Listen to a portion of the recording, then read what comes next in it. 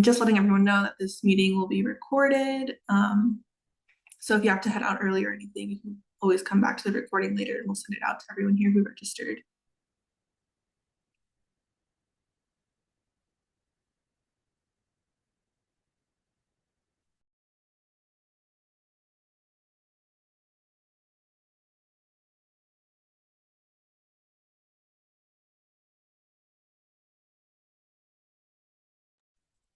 Okay. So hello everyone. Welcome to Let's Talk About Sexuality, Data, and LGBTQ plus community. We're here today with the Bridges Center. I'm Maya and I'm a researcher here at the Harry Bridges Center for Labor Studies. And we're also joined by the National LGBTQ Worker Center, where this workshop is coming from.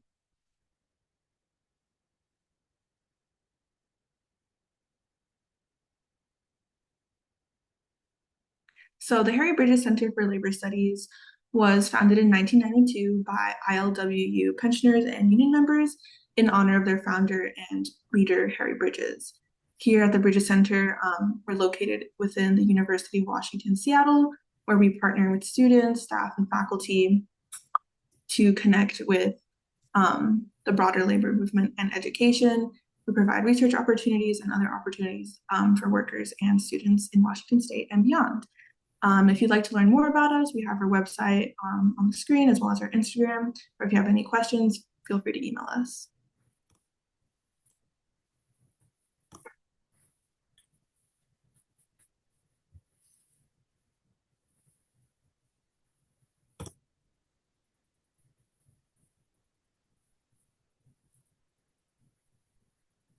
Is the screen not changing on your end? No, but now I see it. Thank you, Rachel. So a little bit about the National LGBTQ Workers Center. They are a center, or they're a collective made by and for Black and Brown, trans, gender-expansive, queer, and sick and disabled workers. They use political education, community support spaces, and organizing to cultivate worker power, organizational capacity, and collective resilience amongst all LGBTQIA2S workers. The NLWC is currently working on building out trainings and workshops for workers, employers, and allies. Their website is also here on the screen, as well as their Instagram, if you want to learn more about them. So as our land acknowledgement, as we gather here today, we will be taking time to acknowledge the land we are on and the Indigenous people it was stolen from. Our institutions occupy the unceded homelands of the Duwamish, Suquamish, Snoqualmie, Puyallup, Muckleshoot, Tulalip, and other Coast Salish peoples and their descendants. Beyond discovering whose land you live on and work on, we urge folks to learn about and support Indigenous-led movements, such as Duwamish people's ongoing pursuit of federal recognition. It's also important to acknowledge that based on our identities, our experiences on this stolen land can be very different. We all must remind ourselves that we inhabit colonized land and the racial and colonial violence waged by the US empire is ongoing.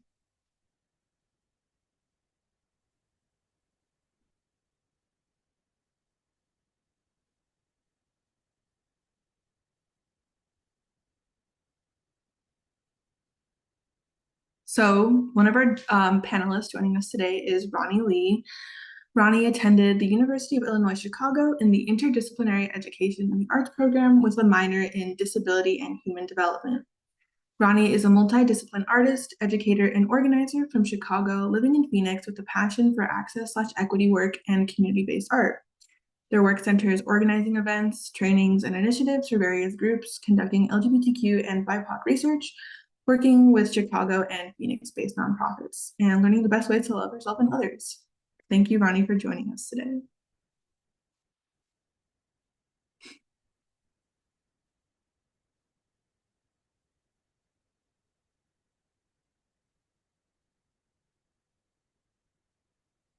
Next is Molly Benitez. Molly is an organizer and educator based in the Pacific Northwest. Molly received their doctorate from the University of Maryland and is an assistant professor in the Women, Gender, and Sexuality Studies Department at Portland State University. Molly's research centers the experiences of LGBTQ plus trades workers as they navigate the intersections of race, gender, and sexuality in male-dominated workspaces. Molly is the co-founder of two projects, that support LGBTQ trades workers, as well as the LGBTQ Trades Worker Archive. And Molly has been a board member of the National LGBTQ Worker Center since 2020 and is currently the project manager. Thanks for being here today, Molly. And I think we're ready for the workshop to begin. Molly and Ronnie will take it away from here. Thank you, Maya. I'm gonna share my screen, get these slides going.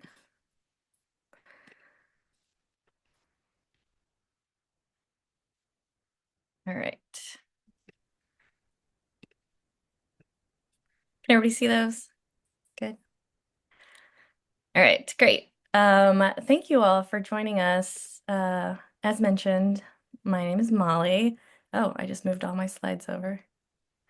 I am normally from Coast Salish, Puyallup land, but I'm currently in Baltimore, which is the Piscataway Susquehanna nation. So glad to be joining you from here. I'm going to get us started with a little bit of a welcome. If you could intro yourself in the chat, that would be great. Names, pronouns. If you want to do your indigenous land, that would be also great. And then we'll move on to the agenda. So we're going to talk about a lot today. It's going to feel maybe overwhelming. Sometimes it does, but we're going to start with some basic definitions just to like ground us. We're going to talk about intersectionality, which is the lens that we're mostly looking through when we're thinking about why we need to be asking about sexuality and gender identity. We're going to talk about why people may not be collecting this data or some barriers to collecting, but why you should do it. And then we'll end with some best practices. This is recorded, and we also have a resource sheet that you will be sent afterwards if you want to continue to do reading on these topics, which we encourage. As a note, we could talk about gender and sexuality all day for days. This is my PhD, and I'm still consistently like learning and like learning new skills with this. So, it might feel like extremely complex.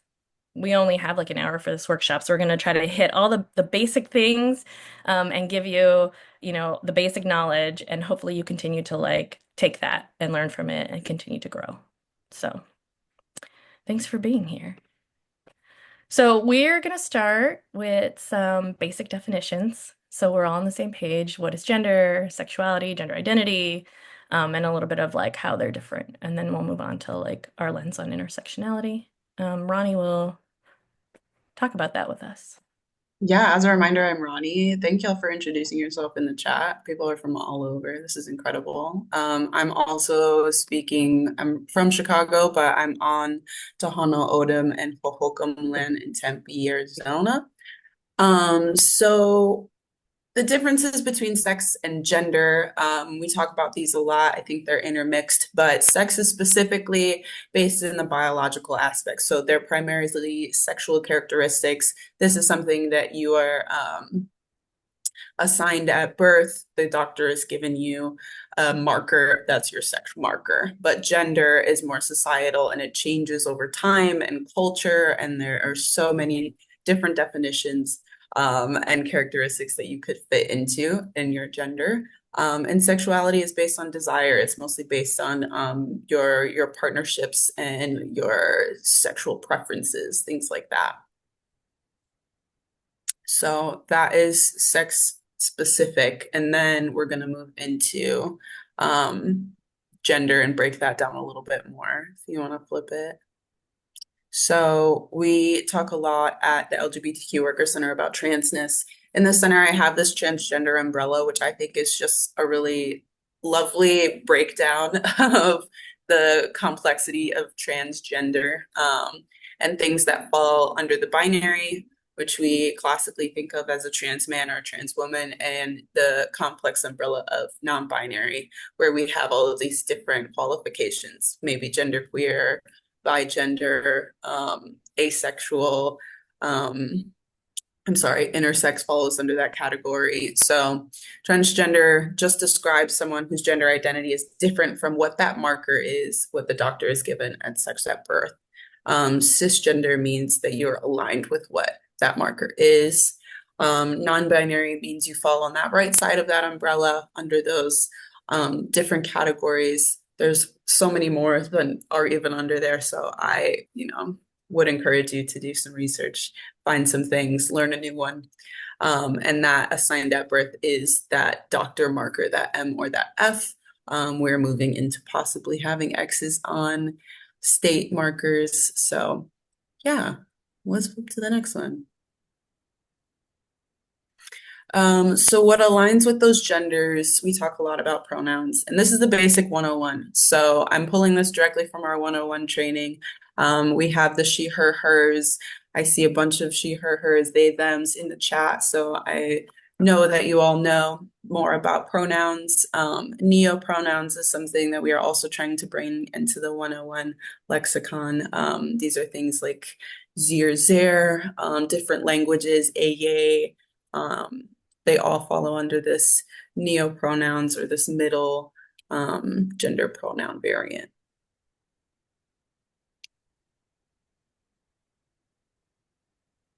Right. So thank you, Ronnie, for that. Like we do have a 101 where we go like way more into that, but this is like that was the basic. We're gonna get you to get us on the foundation. So let's talk about gender and sexuality. Oh no, my slide is not changing.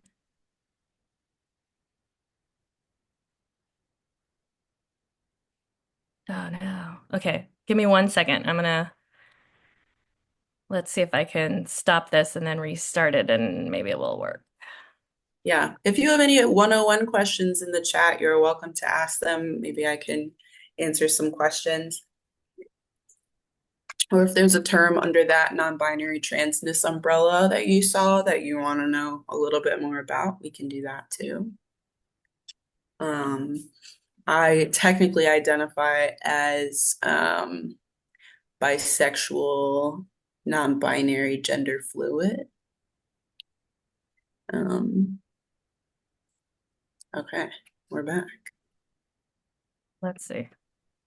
Okay. Hopefully this will work with me. All right, so let's talk about sexuality and gender. So sexuality and gender has been a really increasing conversation.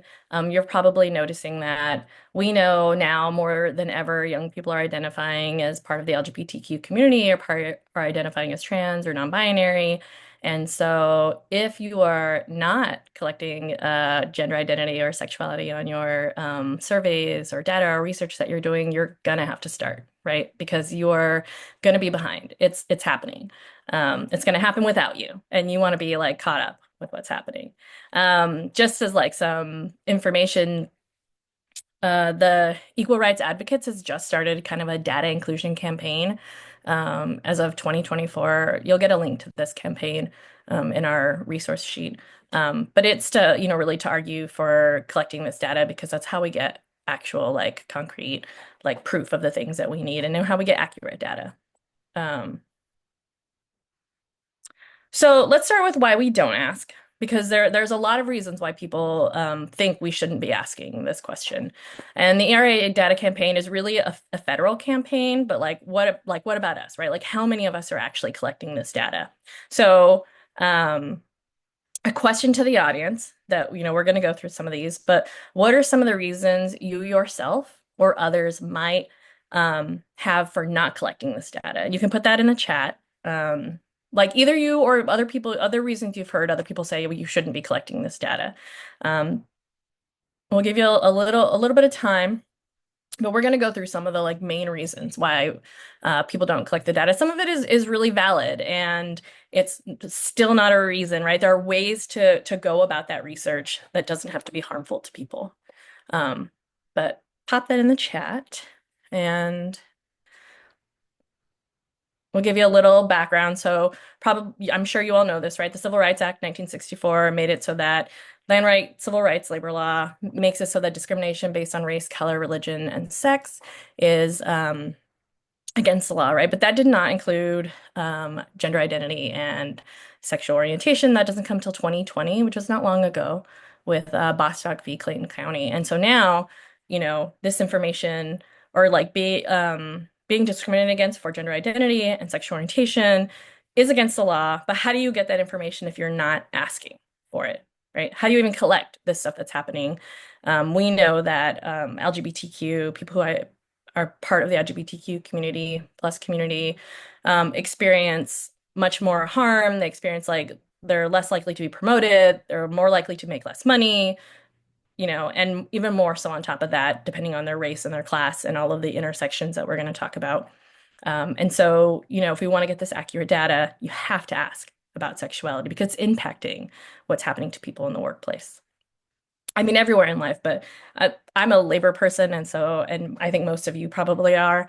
Not all of you, but I'm sure a lot of you are. And so I'm going to talk from like a labor place. All right, Ronnie's going to take us into intersectionality. Yeah, we're going to talk about intersectionality. I know it is the buzzword of this academic era, I think, which was coined by Kimberly Crenshaw in 1989, but it's the concept that all oppression is linked. And so I have on the next slide some things that we think about when we think about intersectional identities. So race and class, age, gender, ethnicity, how these go back hand in hand. So a lot of people think these are the basic elements of intersectionality, but it actually looks more like the next slide. This a lot more extensive. So we have things like nationality, we have things like language, your location, your education, your personality, neurodivergence, mental health, all of these things that come together into this intersectional moment. And so we need to broaden how we view what these intersections mean, and that will show up in our data in different ways.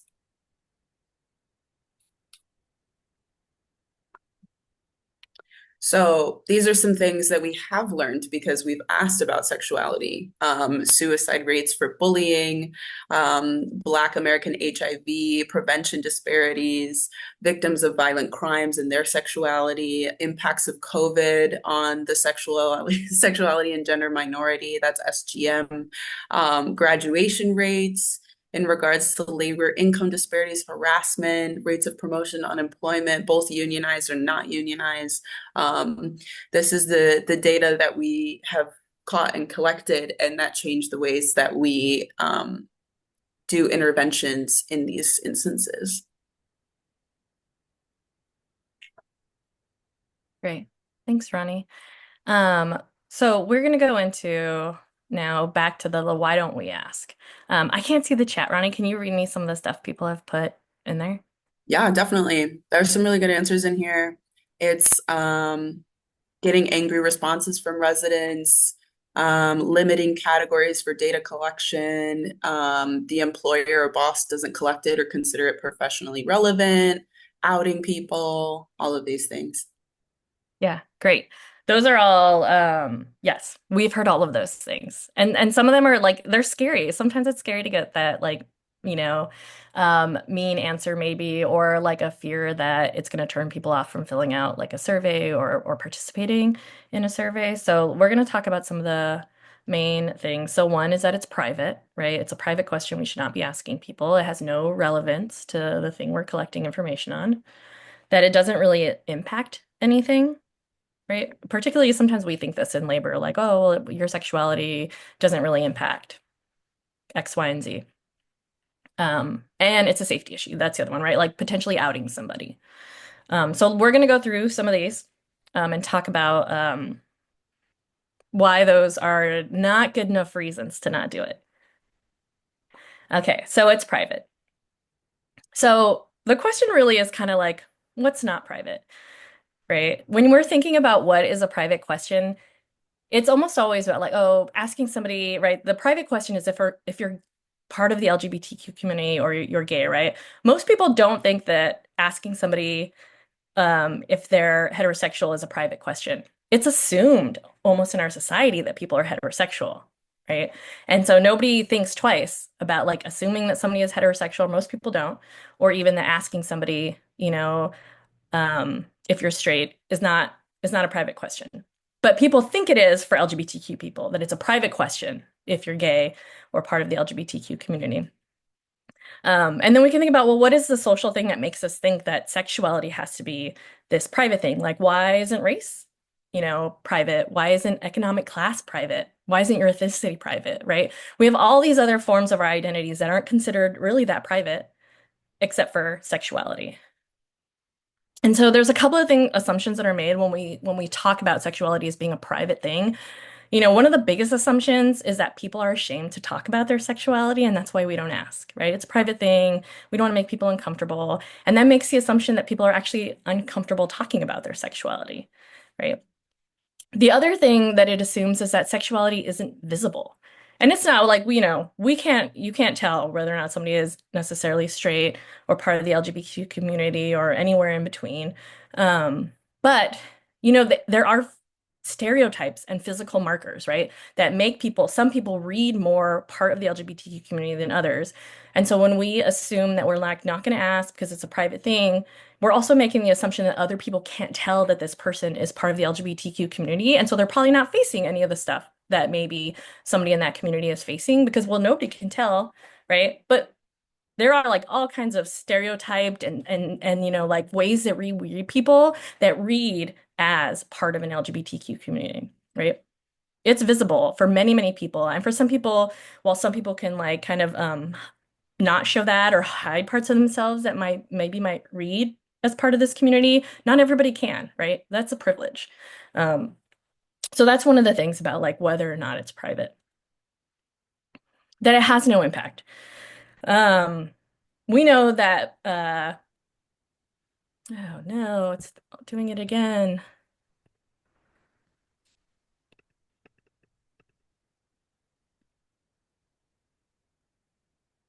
I don't know why it doesn't want to show this one. Okay, I'm just going to read it to you. So we know that sexuality and gender identity impact all aspects of our life. This is the intersectionality thing that Ronnie is talking about, right? It impacts our health outcomes. It impacts our social experiences, our income, right? In the labor world, our ability to get promotions, our ability to be paid more. I mean, we know that our gender does, right? If gender beyond like non-binary, I think just like our like sex marker, male and female, impacts like the amount of money we make and our ability to get promotions. So for sure, right? Parts of the LGBTQ community, that aspect is also going to be impacted. Okay, this is like maybe the most important one that probably a lot of people think of it, but it's a safety issue, right? Like, are we going to out people when we ask them what their sexuality is? Again, this also goes back to this assumption that some people are not visibly queer, right? That nobody is visibly queer. Nobody would know unless you asked. This is just not true. People are being impacted, whether or not you ask them about their sexuality or their gender identity. And the other really interesting thing is that people assume that if you're not part of the LGBTQ community, right? If you identify as heterosexual or straight, that somehow you're not experiencing harassment based on your sexuality, right? This also goes back to intersectionality. My research is largely with LGBTQ workers in the trades, which is a really very like white, cis, male dominated field. And one of the really interesting things that happens in that field is that people get harassed for being like lesbians, particularly women, right? For being lesbians when they're not even lesbians, right? Straight women. But because they're in a masculine identified field, people will harass them for being lesbians, right? We see this particularly if we're thinking about intersectionality, we see this a lot with women who have darker skin and Black women, right? Almost always like read as being part of an LGBTQ community. And that has like there's a whole historical, reason for why that happens. We're not going to go into it, but I can talk to you for a long time about why that happens. But like when we don't ask about sexuality, we're also making assumptions that people who are straight aren't experiencing harassment based on assumed sexuality. That might feel like a little bit like you might have to like think about that one for a minute, but it happens all the time in the trades, right?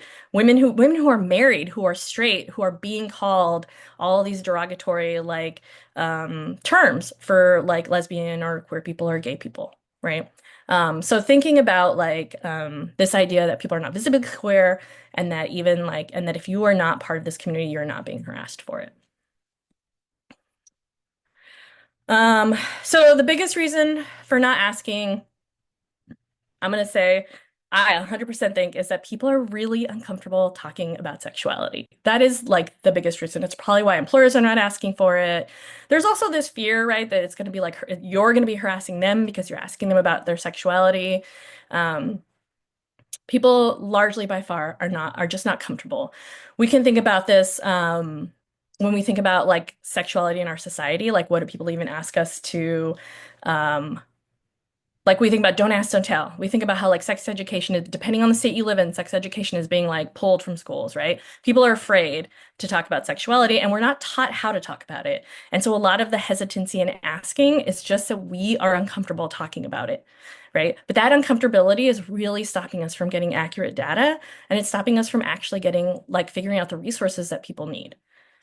And so part of it, which was going to be one of our best tips, is you got to get over it, right? You need to do it. And if you can't do it, find somebody in your workplace who can do it. That's later. All right.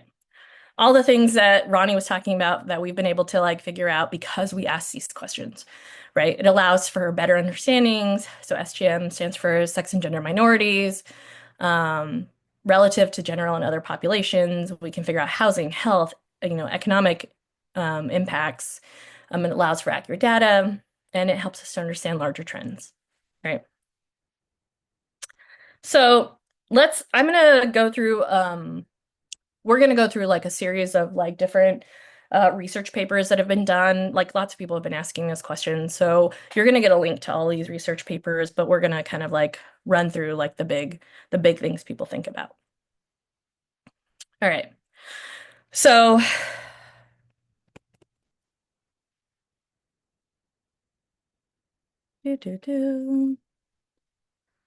wow. All right. I'm really sorry. This slide is also not showing up.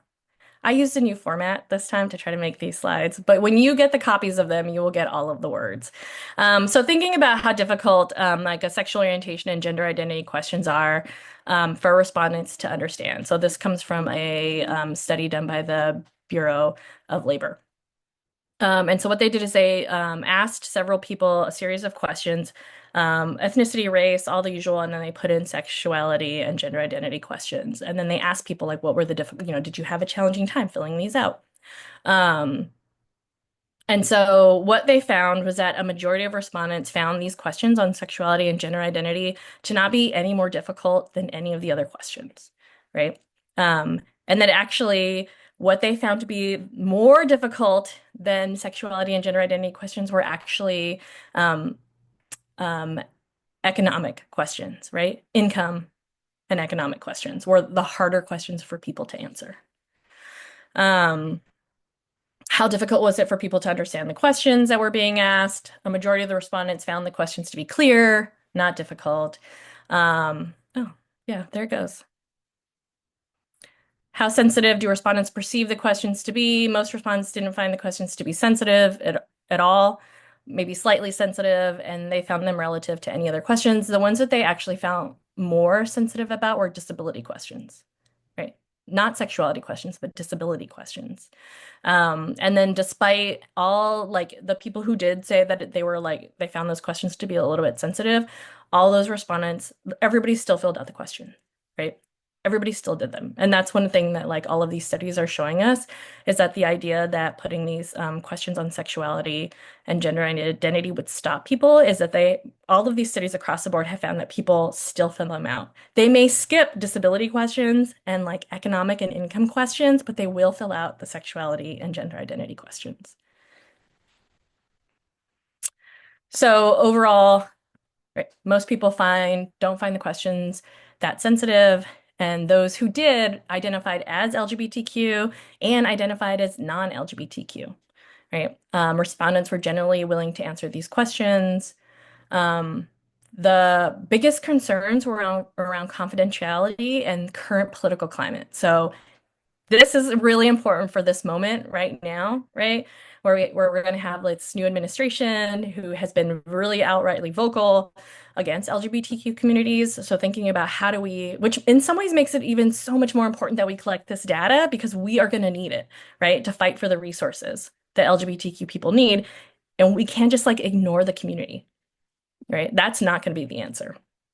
So we have some best practices on what you can do to help mitigate people's fear around like the data that you're collecting. Um, yeah. Okay, that one's also being weird. There we go. Best practices. So we're gonna get into some best practices. We want to leave some room for questions at the end. Um, so best practices for wording. Like Ronnie was talking about, sexual orientation has three major dimensions.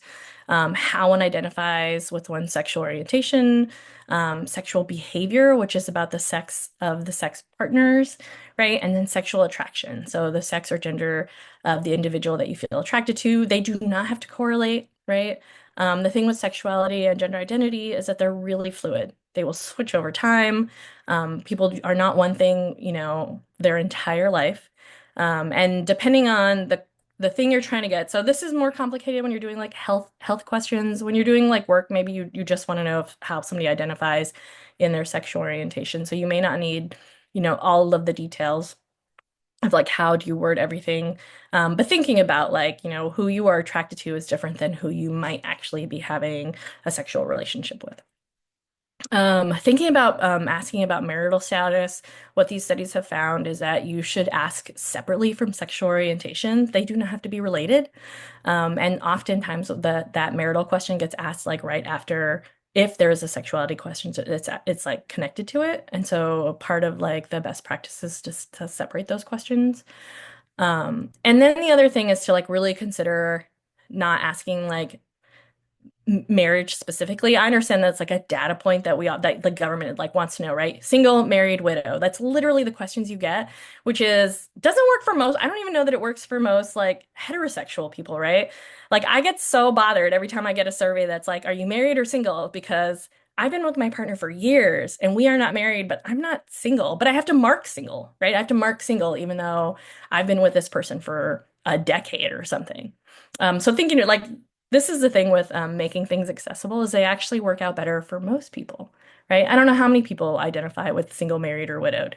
So thinking about and these best practices sheets you're going to get with all the like, you'll get ones with like sample questions, how you can word stuff, and it'll give you things like maybe you can ask partner or are you cohabitating with somebody? Depending on the information you're trying to get, you want to word the question differently.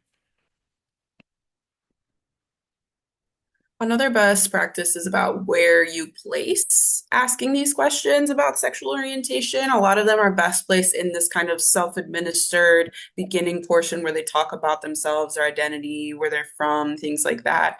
And filling in the blank is probably your best bet for having the broadest open answer for people to self-identify. There's no way you're going to have a drop-down menu with all what are we at 36 genders right now. I just don't think the program that you're using will probably have all those things. So fill in the blank is definitely the best way to go.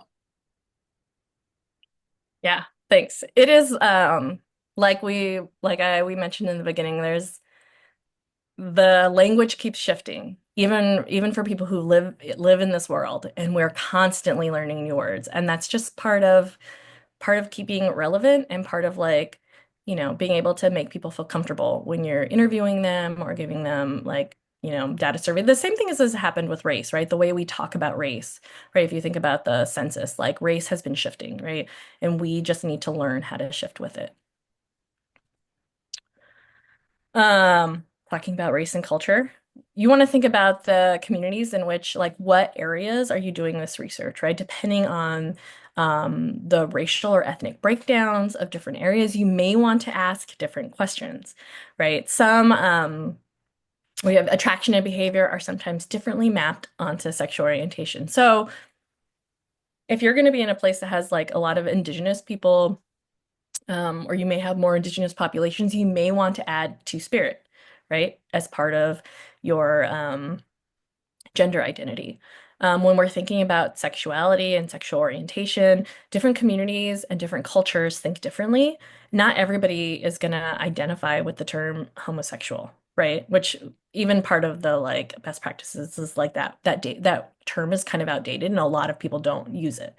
Right. So like a lot of people, like you've seen in our presentation, we're going to use I use the word queer often groups, LGBTQIA+, right? If we're thinking about, you can think of some people who don't consider themselves to be queer or homosexual, but consider themselves to be same gender loving, right? There's many, so part of like the best practice is to have somebody on your team who's helping you create this data, who ideally is part of these communities. But if not, is really like practiced and working on how do we phrase the things depending on the communities we're looking at. We're going to see this also with age. Depending on the age group you're talking to, you're not going to want to use some terms, and then you're going to have some like really more newer terms, because younger people are not identifying with the same terms that I identify with. We have a comment in the chat that I would love to bring up. It says that blank/other options don't actually provide good data for reporting out. Yeah. Part of the problem is that we just don't, our metrics aren't actually up to, and I don't know that they ever actually keep up with, right? They shift because like we make them shift at some point. But like that is one of the challenges. So maybe you don't want to you need to think about, am I answering questions now? I don't know. Think about like what it is you're trying to find, and then think about how you might word that, right? Maybe the like just fill in the blank. It doesn't work when you're trying to do like many data points. It might work, if you're looking for information for like a smaller group of people. Or if you're gonna like not use I do more quantitative, so I'm not really using um the programs and stuff that people are using for their data. But I really think you need to, even if you're gonna like vary, like maybe you want to put 5 different options, right? Or you can put the like pick as many as, not just pick one, but allows you, because we do that now with race, right? We used to only make you pick one race. And I'm mixed race, and I'd be like, oh, my mom has always told me you pick this race when they ask you what race you are. And now I can pick, in almost any survey I take, I can pick multiple boxes for my race, right? We've learned to adjust for that, right? We aren't doing it for LGBTQ people. Part of that is probably because nobody often cares about us, and so we're not moving, right, the programs to work for LGBTQ people. But we're gonna have to get there. And I think part of it is also you just have to care enough to do. Sometimes it's just flagging to people, right? Sometimes if you just ask for pronouns, you flag to people that you actually are trying, right? As opposed to just ignoring the questions. So even if you put like 5 options that are more than the male or female, right? Or male, female, trans is kind of what we see now. Even if you put 5 options, you show that you have like more expansive understanding for people. And you're likely probably you will get more accurate data, and you will make people more comfortable. We're gonna go through some things on like, there is a research paper on like where they polled LGBTQ people and they said, what would you like people making surveys to know about you? And that's one of the things everybody is gonna say, right? Show us that you understand us. Definitely. Thank you for answering that before we keep going. Another best practice is to show your competency, and that is also going to go into what we want to see as LGBTQ people in these surveys. You can't use that generic one-size-fits-all questions, that male, female, or refuse not to answer is my least favorite question to answer in a survey, and it's normally one of the first ones out of the gate. So you also want to take into account those intersections of race, ethnicity, age, disability, all of those bubbles that we looked at earlier.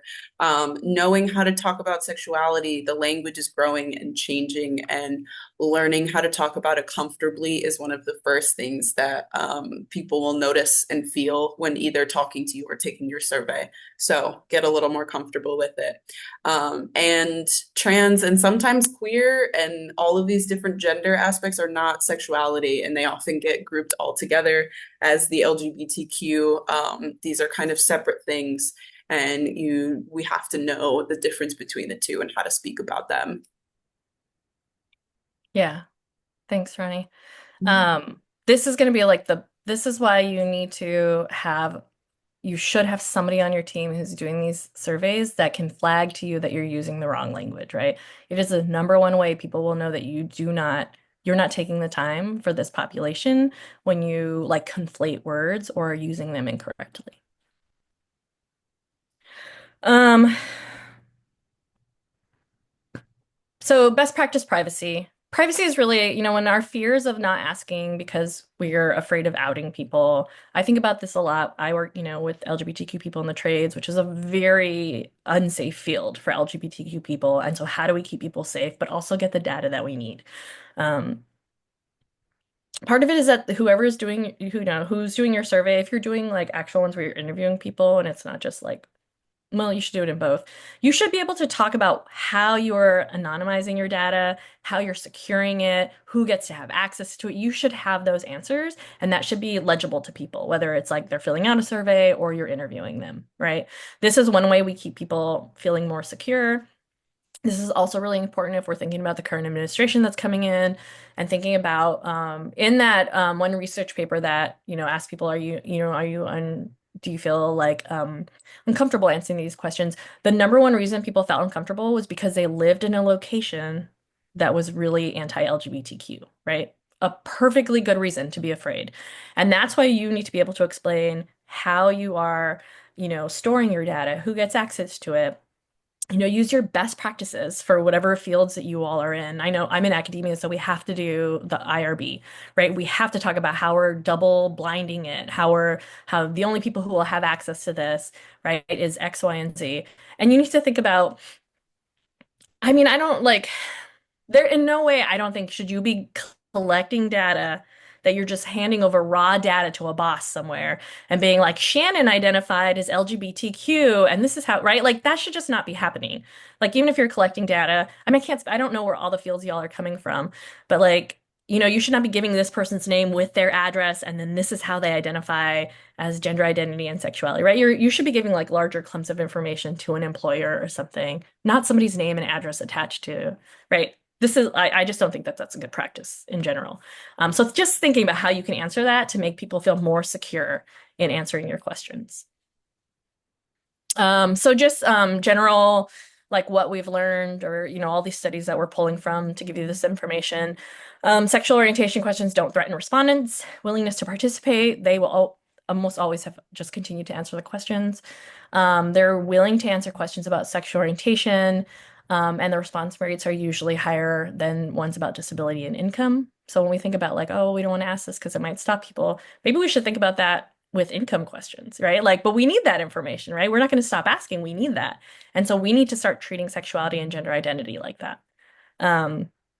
Most importantly, we know that these studies show us that we just get more accurate data when we ask these questions, and we ask them in more complex ways than like the basic male, female, not willing to answer.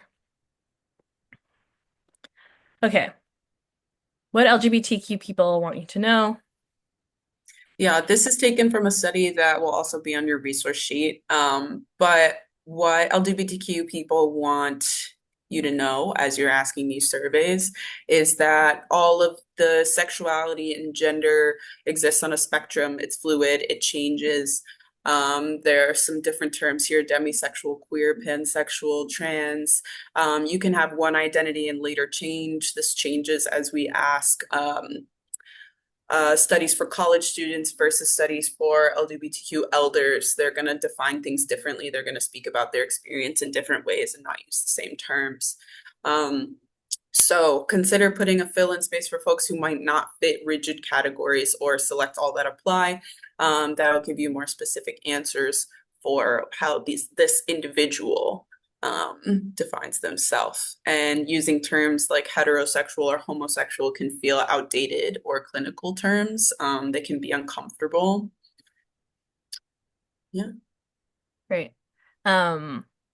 One of the things I'll say is, I do research with LGBTQ people in the trades, and often there has been a move to try to include like trans or these other ways in which you can answer for gender. And the really interesting thing is that people ask for that question, and then what they do, or what I have known some people to do, is people who identify as trans, they just put that back into the women category. right? Because people don't want to look at, they're like that, right? The question is like, oh, when we have all these data points, we can't actually, like, it's difficult.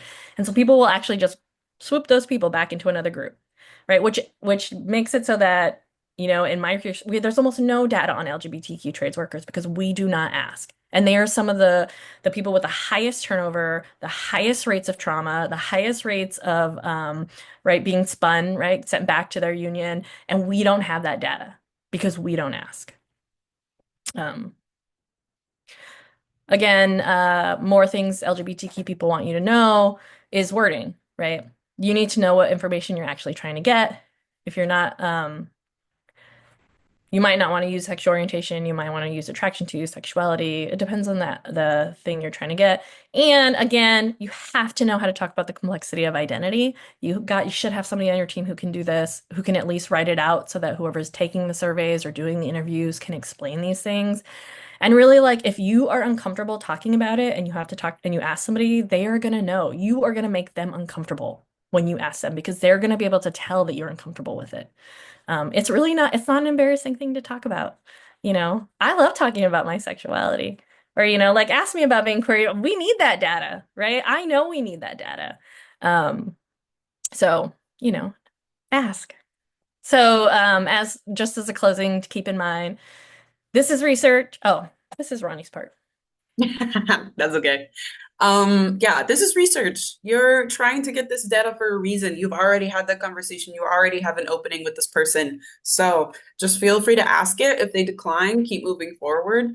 It's an interview or a survey. It's part of many other questions on that list. If you make it a big deal, then it starts to be a big deal. So if you approach it in an uncomfortable space, if you approach it from a nervous place, from something that you expect a reaction from, there will be one. So keep it as regular as any other question on your survey, and they can say yes or no, and comply with the best practices for what we just suggested and for your study as well.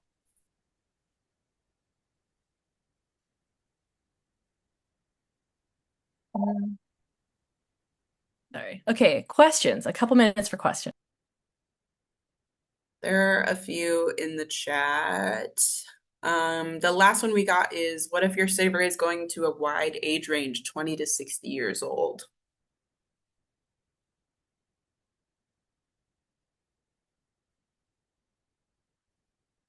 I don't know if you can see that. My best advice is to follow the best practices, to have that multi-answer option, to have just classically the male, female, your preferences, but also have either a write-in or a select multiple category. That's very helpful. I think that the older group struggle with definitions for these terms. So the loosest that you can give them, the better chance you'll have for them selecting something. Yeah, I'd agree with that. That's a really big range, like age range. So you will need the more gay, lesbian, bisexual. And then, I'm a college professor and I am always, sometimes my students are like, this is how I identify. And I'm like, oh, I don't know that one. And I'm gonna go look it up, right? Because new ones come up all the time. But there are larger categories you can put.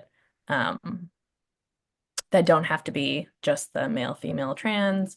Um, yeah, you'll get the resources that will give you like we'll give you a list of like all the things you could potentially people could identify with, and then you can pull from like larger categories for that. Thank you all for coming and for leaving these comments. Are there any other questions, either definition based or about best practices?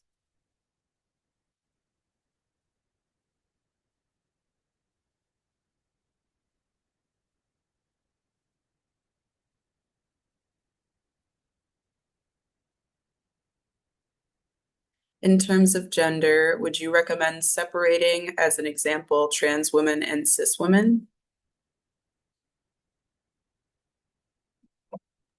I think this is I think that only real time that you probably want to do this is if you are really looking for the experiences of, it really is looking what you're looking for, right? If you're really looking for the experiences of trans women, then you need to know if they're trans women. But there's been a lot of shift in language about, right? Trans women are women. And so sometimes when you put the category like woman, trans woman, that can be like off-putting to a lot of trans people because trans women are women, right? If you're specifically like we want to know the experiences of trans women in the workplace, then yeah, you probably need to know if they identify as a trans woman. But yeah, that's a good question. It's It is. really complex. I see one person with their hand up. That's me. Thank you for this workshop. It's very helpful. Um, just a quick question. We were talking about collecting data on marital status, and I see that. And you raised a very good point. There's a huge difference in different, right? Cohabitation, partnership, how people are interpreting it. So the way, as a labor economist, I look at it, my first instance is that, oh, there's a lot of confounding going on with the current practice, right? There's a huge issue with the way labor force surveys are posing it. My question to you would be for advice that how do you think the wording, right? How we can pose the marital choice question in terms of the wording? Is it good practice to pose it as a categorical question with some categories and leaving a blank that could help in sorting out some of the responses, or just leaving it sort of leaving the answer category blank from the very beginning? So, like, the question is like, how should we pose the wording for marital question? How should we pose the answer categories for that question? Thank you.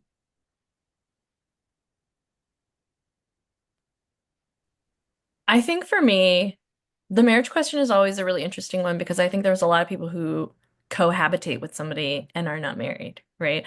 I think the marriage question really comes from like a federal, we want to know, like, are you filing taxes? I don't know. But like what a good question is like, what are you trying to get, right? Are you trying to figure out if people are sharing, like have two paychecks together, right? Like, what is the economic thing you're trying to figure out? Because maybe that's the question, right? Do you, I can't think of I had a word in my mind and now it's gone. But like are you pulling, is it you and what is the household income, right? Or are how many people in your household are putting their incomes together or right? Because the marriage doesn't necessarily answer necessarily an income question. If that's what you're looking for as far as labor. I don't really know. Marriage answers the question of whether or not you legally got married. It doesn't actually answer that many other things other than whether or not you legally got married, I think. I think one of the way marital status, I don't want to hog the time. If you're short on time, please stop me at any point. The way, right, marital status has been explored in multiple ways in labor market outcomes. For example, there is a marital penalty against women, right? This is a rich data that has been used in multiple ways. So when you raise a very good point that the data itself, right, is problematic, how can we, right, base certain argument? So that, I mean, it has been used widely. So that's why I was asking. For example, right, if the intent is to disaggregate labor market outcomes, let's say promotion, occupational status by marital status, right, and I'm disaggregating the data across ethnicities, across races, across gender, right? So as an economist, right, I want to look, are there differences in labor market outcomes based on certain social identities, right? Larger set of identities. And so that's why I was wondering, right, how can we like make a suggestion, right, that labor force service need to revise their take towards posing this question.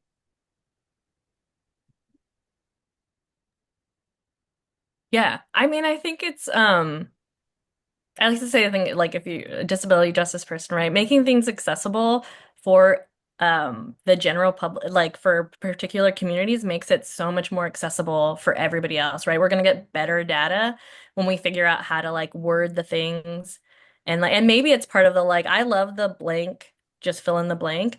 It also makes it very hard to calculate that data, right? Because people are gonna phrase the way that their cohabitation or relationships look in so many different ways. And then you have to like bucket them.